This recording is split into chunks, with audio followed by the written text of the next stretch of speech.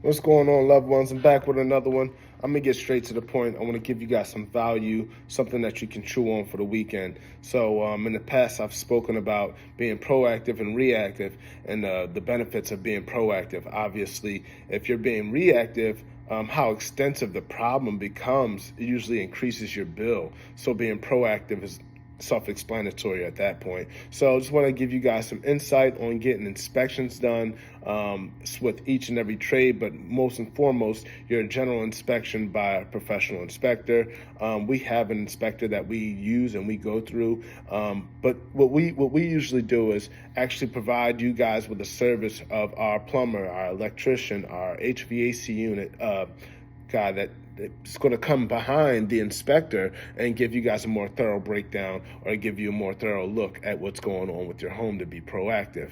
So on that aspect, I want to give you guys some more information on some things you can do at home on your own for your HVAC unit, regular PM for preventative maintenance on a homeowner's aspect. So first and foremost, your condenser, the one that's outside, you can always take the nozzle. If you have a spray nozzle in your water hose, you would take that off, or if you don't, you just use your water hose like an old school back in the day. You spraying your friends or whatever, you put your thumb on top of that opening of the water hose, and you want to spray down the outside, just the sides, not on the top where the fan is, just the sides, to actually get a lot of that dirt out of the vents that's providing ventilation for your condenser outside. So if you have someone that's going to do your PM, your preventative maintenance for your HVAC unit, you want to see if they can actually, but they probably would, I don't see why not, but they would open it up, and that's what we do. We wouldn't mind opening that thing up just to get a better look on the inside to make sure it's working properly. The first sign that we would look for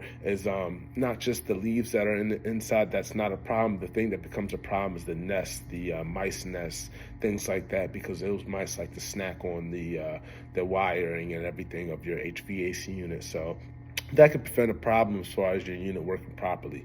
So on the inside of your house with your HVAC units, is usually in the attic or in your utility room, something like that, utility closet, something like that, where we would just, as a homeowner, you want to check the ventilation, any type of hoses, vents that's coming from your unit, to make sure that there's no leakage or any holes or anything. Just you will be able to physically either hear it, see it, run your hands down it. You would feel it that way, making sure that your unit's not working a little bit harder than it has to, or not creating any leakages for hazardous aspects of your home.